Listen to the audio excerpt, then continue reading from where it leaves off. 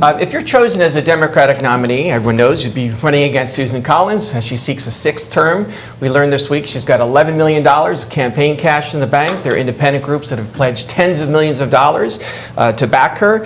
And Mainers are familiar with her, as well as the money she brings to the state for fire stations, schools, for hospitals. She talks about $1.5 billion in earmarks just in the last 5 years, 600 projects. So how do you mount a winning campaign against all that with just 100 days to go to Election Day? Phil, you're right. The one argument that Senator Collins has made over and over for her re-election is that she brings in funding to the state. The question and the approach is to take that argument head on. Sure, she brings in about $300 million to the state of Maine, but what do we lose for having her as our senator? We encounter a situation where there are tariffs right now where the average Maine family is spending an extra $1,000 a year. We have a war in Iran where Senator Collins has done nothing other than make basic statements about how she doesn't agree with it, and that war is jacking up diesel prices and making diesel fuel for loggers and lobstermen much more expensive. It's jacking up fertilizer prices.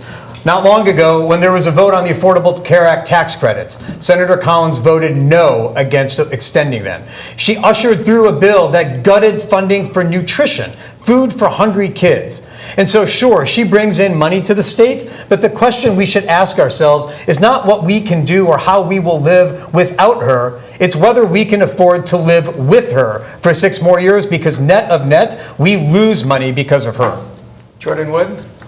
Yeah, we need to be realistic. We have a real challenge in front of us. I think our country, our state, our democracy are all relying on us. I think, and a lot of people across the state agree with me that yes, Susan Collins does bring back appropriations funding for projects that are important in all communities across the state. But this is a different moment for our country. And we need her to step up and meet that moment.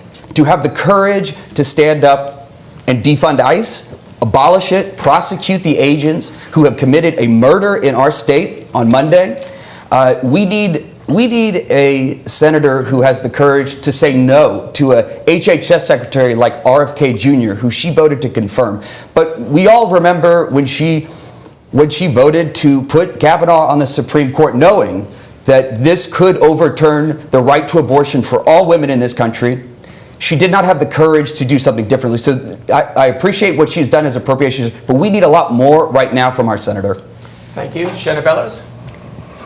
We're going to beat Susan Collins in November, and I am running because I'm the best candidate to win, to unite a fractured party, to bring Mainers together in sake of a common goal, and that is that the stakes are too high not to have change in Washington, not only to hold Trump accountable, but also to stand up for our friends and neighbors that are really struggling right now.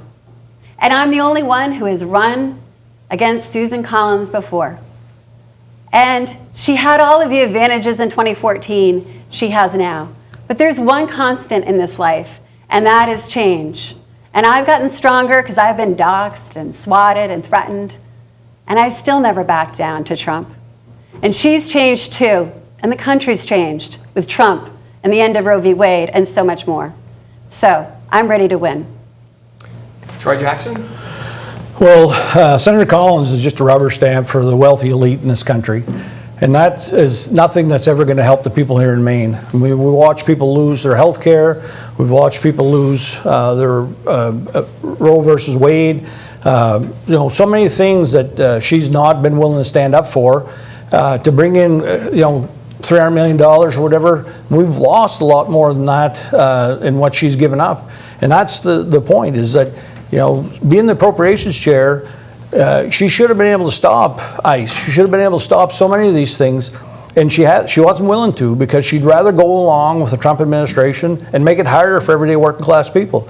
All across the state, people are having a hard time to pay for health insurance, prescription drugs, child care, nursing homes. I mean, you name it. And Senator Collins has done nothing. Actually, when she talks about bringing money into the hospitals, how much more money did she take away from the hospitals in the big, beautiful bill?